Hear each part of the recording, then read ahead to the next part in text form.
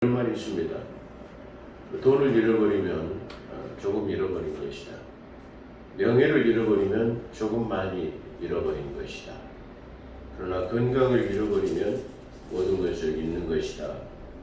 많은 것을 잃는 것이다. 그렇게 표현합니다. 거기다 저는 또 한 가지 첨가하고 싶다면은 믿음의 끈을 놓아버리면 모든 것을 잃어버리게 될 뿐만 아니라 우리 사후의 세계, 영원 세계까지 잃어버리는 것이다. 그렇게 말할 수 있을 것입니다. 그래서 우리가 모든 것을 포기해야 한다 할지라도 절대로 하나님을 믿는 믿음에서는 포기하면 안 된다라는 것입니다. 그래서 주님께서는 말씀하실 때 나는 포도나무요 너희는 가지니라 그렇게 말씀하시면서 그 포도나무 가지를 잘라버리게 되면 가지가 떨어져 나가면 모아서 불살라 태워질 뿐이다. 없어져 버린다는 것이다. 또 소금이 제맛을 잃으면 밟히어지게 될 것이다. 그것은 진리입니다. 우리가 믿음을 저버리게 되면 짓밟힘을 당하게 되고 주변 환경으로부터의 억눌림을 당할 수밖에 없다라는 것이 우리의 신앙이다, 믿음이다 그렇게 말할 수 있을 것입니다. 그렇기 때문에 절대로 그런 삶을 포기해서는 안 될 것이다 그렇게 생각이 됩니다. 저는 목회 활동 기간 동안에 그런 사람들을 많이 봤어요. 주님을 떠나거나 또 이렇게 방황하는 사람들 한 곳에 정착하지 못하고 이곳저곳 방황하다 결국은 실패하고 좌절하고 그리고 그런 모습들을 너무나 많이 봤습니다. 절대로 어떤 일이 있더라도 믿음 안에서 그 끈을 놓지 않는 복된 삶이 되시기를 주의 이름으로 축원합니다. 이 에레미야 예가라는 책은 아주 독특한 책입니다. 이 에레미야 예가는 선지서 중에 속해 있는 책인데 주님께서 이 책을 갖다가 케투빔이라고 표현하셨어요. 케투빔이라는 말은 시가서라는 표현이에요. 선지서라고 하면 나비모로 표현하셨을 텐데 라비모로 표현하지 아니하시고 율법을 토라라고 하죠. 토라, 케투빔, 나빔 그러는데 케투빔은 시가서를 표현합니다. 근데 이 에레미야 예가를 주님께서 표현할 때 시가서로 표현해놨어요. 근데 이거는 다시 말하면 예가라는 말은 슬픈 노래의 시 그렇게 표현하시죠. 왜 그러냐면 주님께서 케투빔이라고 표현하시기 때문에 이것은 시로 지은 슬픈 노래다.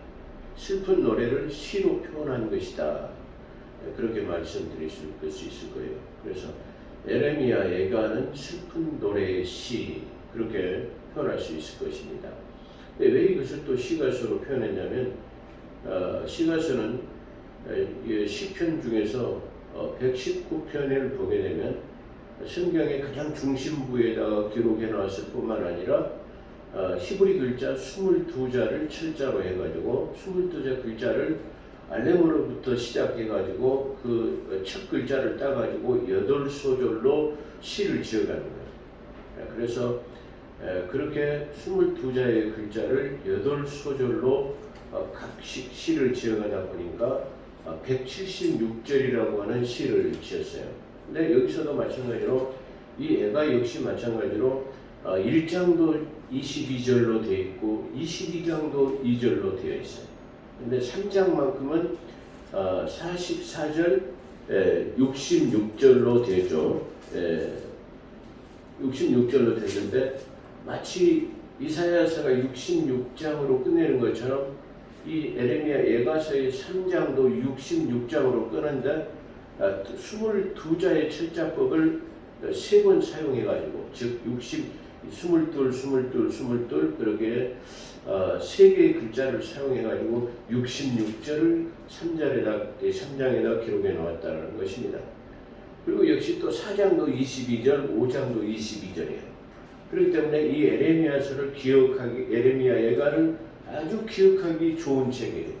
슬픈 노래를 시로 표현한 것인데 전체가 다 22장이라고 22개의 철자법으로 마치 시편 119편의 시를 지은 것처럼 똑같이 그렇게 시적으로 표현했다라는 것이에요.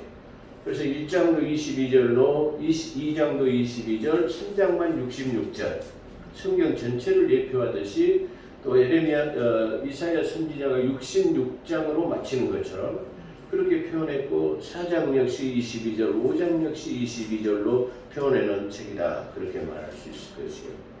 그런데 오늘 이 예가 중에서 2장 11절에서 16절에 있는 말씀은 그 지나가던 사람들의 비아냥 속에서 아름다움의 완성이다. 그리고 온 세상의 기쁨이었던 성전이 왜 무너졌는가라고 하는 비아냥이에요. 그러니까 다시 말하면 그 지나가던 사람이라고 하는 사람이 누구냐 그러면 그 정체는 바로 항상 저 예루살렘이라고 하는 평화의 성읍을 시기하고 질투하고 모함하고 무너뜨리려고 했던 사람들의 입에서 나온 소리다. 다시 말하면 원수마귀 대적자들에 의해서 나온 말이다. 그렇게 말할 수 있을 거예요. 그렇다고 한다면 이것은 좋은 뜻에서 의미가 어떻게 보면은 그것을 시기하고 질투하던 사람들의 입에서 나오는 표현이 뭐냐면은 저 아름다움의 완성이었던 완결의 완성품이었다라고 아주 무흠하다, 흠이 없이 완벽하다고 말할 만한 그런 성읍이었다. 그래서 아름다움의 완성이었던 저 성읍이 그리고 온 세상의 기쁨이었던 저 성읍이 어찌하여 이렇게 말로 표현할 수 없는 처참한 폐허 속에 남게 되었는가를 지금 표현하고 있다. 그렇게 말할 수 있을 것이에요. 그래서 우리는 이 예레미야 예가라고 하는 시적인 표현을 통해서 오늘 말씀을 통해서 왜 그런 표현을 하게 됐고 그 예루살렘을 성전을 향해서 왜 다시 말하면 아름다움의 완성이라고 말했는가 또 그것이 온 세상의 기쁨이었는가라고 말할 수 있을 거예요. 우리가 이 아름다움의 완성이다 그리고 온 세상의 기쁨이다 그러면 우리는 어느 정도 그래서 그렇구나. 다시 말하면 우리 예수 그리스도가 이 땅에 탄생하실 때에도 하늘에는 영광이요 이 땅에는 기쁨이로다. 할렐루야. 그러니까 그것이 다시 말하면 그 기쁨이라는 것은 바로 그런 측면이에요. 그리고 또 여기 보면 시적 표현 가운데서 어떤 것이 있냐면은 바로 예루살렘을 젖먹이던 그것이 그랬어요. 다시 말하면 모든 사람들 젖먹이는 젖을 뭐로 표현하냐면은 사도 바울도 역시 마찬가지고 베드로도 마찬가지고 그들이 증언할 때 너희는 신령한 젖을 사모하라 그랬어요. 신령한 젖은 뭐냐면은 바로 하나님의 말씀을 표현하고 있다는 것이에요. 그래서 이스라엘 백성과 온 세상 사람들에게 생명의 공급인 하나님의 말씀을 공급하던 것이 왜 저렇게 되었는가라는 시적 표현이 나타나고 있는 것도 바로 이 예가 속에서 나타나고 있다. 그렇게 말할 수 있을 것이에요. 그래서 눈물의 선지자라고 말하는 예레미야는 예루살렘의 성전 파괴와 그리고 또 설상가상으로 기근까지 겹쳐서 조국에 닥친 자기의 나라에 닥친 그런 비극을 애통하는 선지자의 처절한 그 비애를 느끼게 하는 그런 대목이다. 그렇게 말할 수 있을 것이에요. 어떤 성경에 보게 되면은 그 예루살렘 포위 당시에 한 분태를 돈 주고 샀다 그래요. 한 분태를 돈 주고 샀다라는 말은 비둘기 똥을 돈 주고 샀어요. 왜냐하면 비둘기는 저 성에서 밖으로 왔다 갔다 날아갔다 곡식을 먹기 때문에 혹시 그 비둘기가 그 싼 똥에 곡식이 좀 남아 있을까봐 아마 그렇게 한분태라고 하는 비둘기 똥을 돈 주고 사기까지 하는 그런 모습이에요.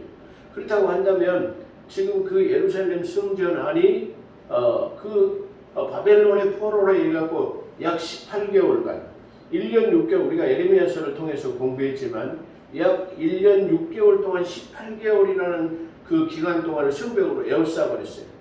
그렇기 때문에 거기는 물이 공급되지 않을 뿐만 아니라 또 곡식도 예후에서 그 성 안으로 공급할 수 없는 그런 상황이에요. 그런데다가 어떻게 해요? 성 안에 있는 것으로 버틸 수 있을 만한 것들이 조금도 없는 것은 거기에다가 심한 가뭄과 기근이 들어가지고 도저히 아무것도 수출할 수 없고 야채고 과일이고 또 정말 곡식도 생활에서 생산해낼 수 있는 모든 것들이 아무것도 생산해낼 수 없는 처참한 상황을 오늘 노래하고 있다 그렇게 말할 수 있을 것이에요. 지금 그는 자기의 눈이 눈물로 인해서 심하게 상하게 되었다고 말해요. 자기가 얼마나 많은 눈물을 흘렸는지 지금 눈이 상하게 되었다고 표현해요. 즉 눈이 쇠약해서 보지 못할 정도의 상태를 나타내며 지금 내 창자가 끊어졌으며 내 간이 땅에 쏟아졌으니라고 하는 처참한 신경을 말해요. 다시 말해 자기 창자가 끊어졌다라고 말해요. 그리고 또 내 간이 땅에 쏟아지는 만큼은 처참한 상황을 지금 심경을 얼마나 비참한 상황을 지금 표현하고 있는데 우리가 계속적으로 이 말씀을 우리가 읽어보게 되면 우리가 알 수 있을 것이에요. 그 처참한 신경을 토로하는 것은 바벨론을 침공으로 인하여서 많은 사람들이 처참하게 사륙을 당하고 거기에 기근까지 겹쳐서 그야말로 아수라장이 되어버리는 예루살렘의 참담한 모습을 지켜보는 지금 선지자는 고통에 못 이겨서 창자가 끓어오르고 간이 쏟아졌다고 호소하고 있어요. 그래서 어떤 혹자는 이 상태가 진짜로 다시 창자가 끊어지고 또 간이 쏟아지는 것을 표현하는 과도한 표현이다 그렇게 말하면서 이 상태를 갖다가 그 심한 고통 때문에 담즙의 과도한 분비로 그 다음에 설사로 생리적인 담즙의 과도한 분비와 또 그로 인해서 오는 설사로 인해서 생리적인 심한 고통을 표현한 것일 것이다 라고 혹자는 말하고 있습니다. 또한 히브리 사람들은 간을 욕망과 기쁨의 감정을 주장하는 기관으로 인식하고 있어요. 간을 표현할 때는 욕망과 기쁨 그리고 감정을 주장하는 그런 기관으로 히브리 사람들은 인식하고 있어요. 그래서 바로 기쁨과 욕망이 자절됐을 때는 내 간이 쏟아졌다라고 그렇게 표현한다라는 것이죠. 그래서 여기서도 간을 정서의 중심지로 이해하는 것이 바람직하다라고 말하는 사람들이 있습니다. 그렇다면 간이 쏟아진다는 표현은 곧 인간에 있어서 감정적으로 최악의 상태, 곧 극단적인 절망에 빠진 상태를 의미한다고 그렇게 우리는 볼 수 있을 것입니다. 18개월간에 계속되는 바벨론의 예루살렘의 포위는 5절에 나와 있죠. 그 예루살렘의 포위는 성 안에서 식량 공급이 완전히 차단되고 아까 조금 전에 말씀드린 것처럼 때마침 심한 기근과 가뭄이 겹쳐서 예루살렘 전체에 휘몰아친 참혹한 굶주림의 그런 실상을 우리에게 보여주는 대목이다. 12절에 보면은 아이들은 굶주려 가지고 길거리에서 아이들이 팍팍 쓰러져 죽어가는 모습을 표현하고 있어요. 또 젖먹던 아이는 엄마의 품에서 죽어가는 처참한 상황을 우리가 볼 수 있어요. 그러니까 젖먹던 아이가 엄마의 품에서 젖이 나오지 않으니까 또 젖이 나오지 않을 뿐만 아니라 그 어미 역시 먹지 못해가지고 그 기진에 가고 또 그 젖을 달라고 그 보채고 울부짖는 그 아이의 젖을 먹여도 젖이 나지 않아가지고 그 엄마 품에서의 그 굶주림 때문에 죽어가는 상황을 지금 표현하고 있다 그런 뜻이에요. 우리가 얼핏 보면 그 말이 무슨 말인가 이해하기 좀 힘든 대목이 있을 것이에요. 그렇죠? 우리가 12절에 보게 되면 아이들은 성읍에서 길거리에서 부상자처럼 상처를 입고 쓰러지는 애들처럼 팍팍 쓰러져 죽는단 말이에요. 그들의 혼을 그들의 어미의 품에 쏟으며 그들이 어미에게 말하기를 곡식과 포도주가 어디 있나이까 하는가. 애들이 엄마 어디에 먹을 것이 없느냐 그렇게 말한다. 그리고 품 안에서 지금 아이들이 엄마의 품 안에서 지금 죽어가는 거예요. 어미의 품에 쏟아지며. 그러니까 어린 아이들이 곡식을 찾아 헤매다가 상처를 입어가지고 부상당해가지고 쓰러 죽는 것처럼 픽픽 쓰러져가지고 죽는단 말이에요. 엄마의 품에서도 젖을 달라고 부르짖는 그러다가 엄마의 품에서 죽어가는 아이들을 지금 보는 처참한 상황을 지금 표현하고 있는 거예요. 시적으로 표현하고 있는 거예요. 예루살렘에 따라 내가 너를 위해 무엇을 증거하라. 내가 너를 무엇에 비유하라. 온 시온의 처녀에 따라 너는 무엇에 빗대어야 내가 너를 위로할 수 있으랴. 이는 내 파괴됨이 바다같이 크미니 누가 너를 고칠 수 있겠느냐. 지금 예레미야 선지자는 어떻게 보죠? 지금 이 처참한 상황이 이 파괴됨의 큼이 무엇에다 비교할 수가, 무엇에다 빗대냐면은 저 바다보다 크다라는 거예요. 그 얼마나 처참한 비참한 상황을 지금 말하고 있다. 그렇게 표현한 것입니다. 이 처참한 상황을 무엇으로도 비교할 수 없고 빗댈 수 없어 그 피해는 바다같이 크다고 말합니다. 거짓 선지자들은 어리석은 묵시로 인해서 14절에 보면 거짓 선지자들의 어리석은 묵시로 인해서 평화를 예언하고 유다는 독립할 것이라고 거짓 예언함으로 바벨론에 대응하게 함으로써 예루살렘을 바벨론에 의해 함락되게 되었어요. 이 말은 무슨 말이냐면 하나님께서 너희들을 징치하기 위해서 바벨론을 갖다가 너희 나라로 보낼 것이다. 그렇기 때문에 그에 복종하고 한거하지 말아라. 그렇게 말했어요. 예레미야 선지자를 통해서. 그렇게 말했는데 이 사람들은 아니다. 그 사람들이 와봤자 금방 물러가게 될 것이야. 우리나라는 독립하게 될 것이야. 그리고 평화는 지속될 것이야 라고 하는 거짓 선지자들의 말에 의해서 예루살렘 그 강력한 바벨론의 군대가 왔을 때 항복하면 다시 말하면 평화를 선언했을 때 너희가 항복하면 우리가 너희에게 평화를 존속시켜 주겠다라고 하는 율법에 정해진 것이죠. 전쟁을 하기 전에는 반드시 선전포고를 하게 되어 있는 것이 바로 율법에 기록되어 있죠. 또 그 선전포고를 함과 동시에 바로 유적들이나 오래된 그 나무들은 이게 작벌하지 못하도록 되어 있는 것이 바로 하나님의 뜻이에요. 그것이 율법으로 정해져 있어요. 그렇기 때문에 어느 나라를 침공하면 반드시 사선을 보내가지고 항복하라. 항복하면은 너희들을 내가 구해주겠다라고 하는 것이 바로 그런 뜻이에요. 그런데 이 바벨론 왕의 다시 선전포고와 항복을 종용했지만 다시 말해 거짓 선지자들에 의해서 아니야. 우리는 평화는 계속될 것이야. 또 우리나라는 절대로 독립할 것이야 라고 하는 거짓 선지자들의 예언 때문에 예레미야 선지자의 예언을 받아들이지 않으므로 바벨론에 항거하게 만들어가지고 그 참혹한 처참한 상황이 더 극대화됐다는 상황이에요. 그러니까 만약에 예레미야 선지자의 말을 받아들이고 그들이 평화의 조약을 체결하고 그들을 받아들였다고 한다면은 바로 이 더 처참한 상황이 더 극대화되지는 않았을 것이다라는 것을 말하고 있는 것이에요. 그래서 내 선지자들이 너를 위하여 헛되고 어리석은 것들을 보았으므로 그들은 내 죄악을 찾아내지도 너를 사로잡힘을 돌이키지도 못하고 다만 거짓 경고들의 추방의 명분만을 너를 위해 보았도다. 그런 말. 그러니까 다시 말하면 이 거짓 묵시를 가진 선지자들의 거짓 예언을 통해 가지고 바로 항거하도록 만들어 가지고 더 극심한 상황을 지금 만들어 왔다라는 것을 말하고 있어요. 그래서 이 거짓 예언은 회개할 수 있는 기회를 박탈함은 물론이요 바벨론에 복종하는 것이 하나님의 뜻이라는 예레미야의 예언을 무시한 결과입니다. 예레미야 6장 3절과 8장 11절 그리고 예레미야 14장 13절로 16절 예레미야 23장 16절로 22절에 바로 수없는 경고를 예레미야 선지자를 통해서 하나님께서 말씀하셨습니다. 이렇게 수많은 그 예언을 그들에게 말했지만 예레미야 선지자의 말을 듣지 아니하고 그들이 회개의 기회를 놓쳤을 뿐만 아니라 바로 저 강력한 바벨론의 군대에 항거하도록 그렇게 만들므로 인해서 지금 저 처참한 상황은 더 극대화되어가지고 많은 지금 어린아이들이 죽어가고 수많은 지금 사람들이 칼에 죽고 기근에 죽고 지금 죽어가는 상황을 표현하고 있다는 말입니다.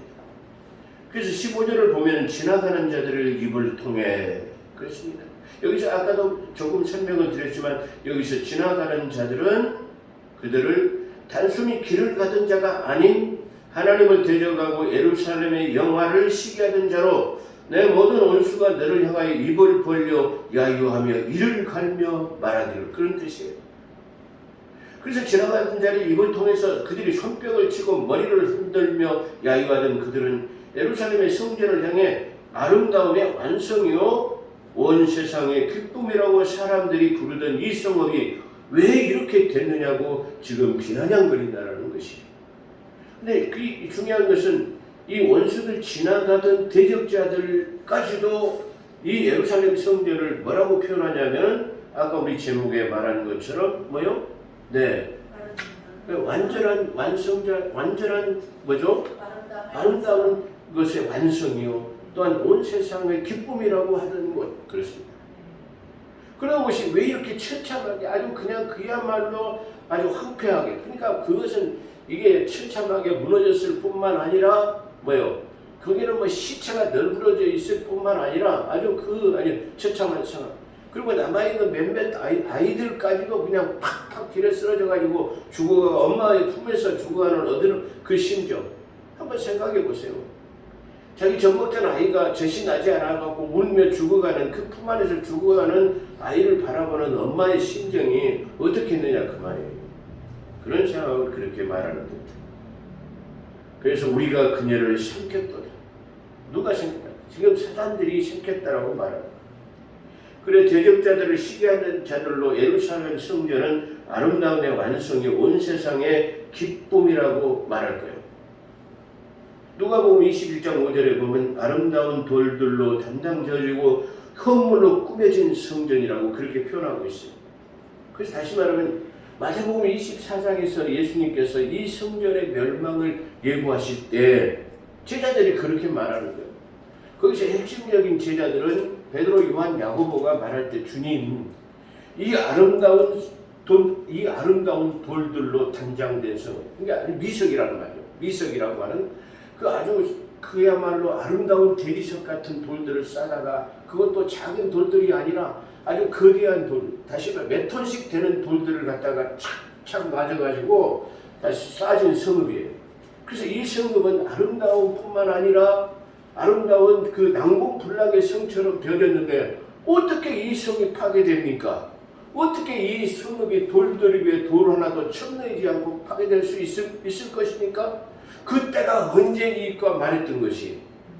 그래서 이 표현은 바로 누가도 이렇게 표현하고 있을 뿐만 아니라 마가 또한 마태복음에 다시 누구죠? 마태 역시도 마태복음 24장에서도 표현할 때 보면 이 성읍은 아름다운 미석으로 된 그리고 사랑하는 성도들의 헌물로 이루어진 성읍이라고 표현해요.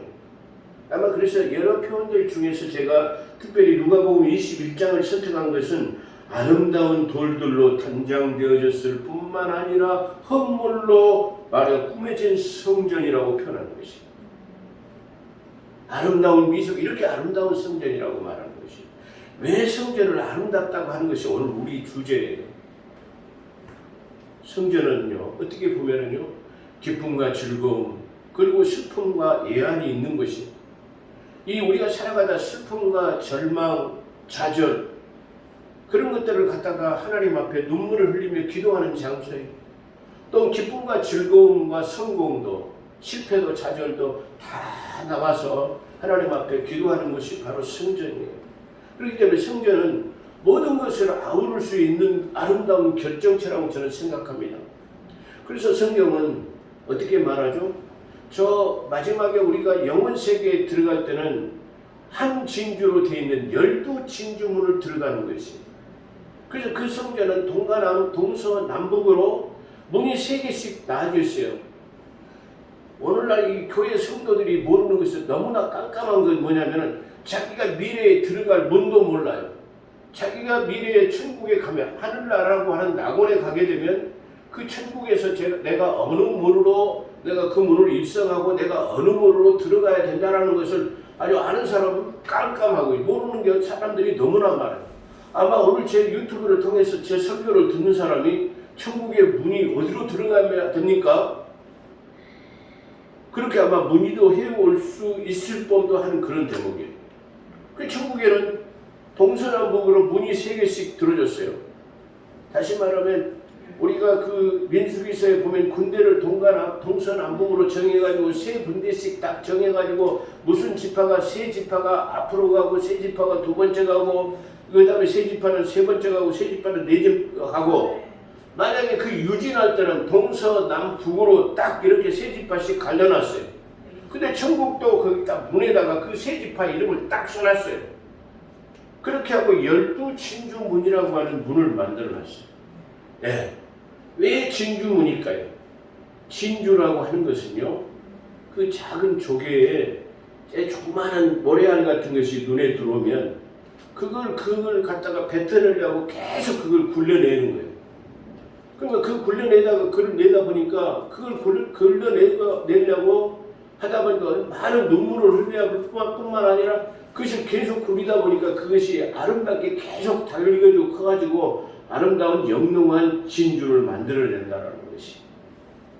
아름다운 진주로 눈물과 슬픔과 고통이 없이는 만들어지지 않는 것이.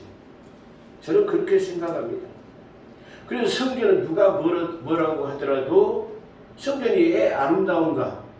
그리고 우리의 애환 슬픔과 기쁨과 즐거움, 절망과 좌절, 성공 모든 것이 아우러지는 우리의 눈물의 결정체로 만들어준 진주와 같은 영롱한 곳이기 때문에 우리가 하나님의 사람들이 모이는 곳을 성전이라고 하는 것입니다. 그래서 그곳을 아름다운 곳이라고 말하는 것이에요. 근데 거기에는 특별히 또 뭐가 있느냐면은 그 애환과 슬픔과 기쁨과 즐거움이 있는 거기에는 뭐가 있어요? 그것뿐이 아닌 하나님의 임재가 있는 것이에요. 하나님의 임재가 있기 때문에 그것을 아름답다 하는 거예요. 하나님의 임재가 있기 때문에 그것을 비록 초라한 건물이라 할지라도 아주 그 아름다운 미석으로 만들어진 샹들리제나 아름다운 대리석으로 만들어진 성전이 아니라 할지라도 하나님의 사람들이 모여서 예배하는 것을 성전이라 하고 교회라 하는 것이에요. 세상에 아무리 아름다운 건물, 아름다운 이게 만들어진 거대한 빌딩이 있다 하더라도 그 빌딩을 참 높게 지어졌다, 참 잘 지어졌다, 어떻게 저렇게 높은 건물을 지었을까라고는 하지만 참 아름답다, 완벽한 성전이다라고는 말하지 않아요. 그래서 왜 아름답다고 표현합니까? 그건 바로 하나님의 임재가 있기 때문에.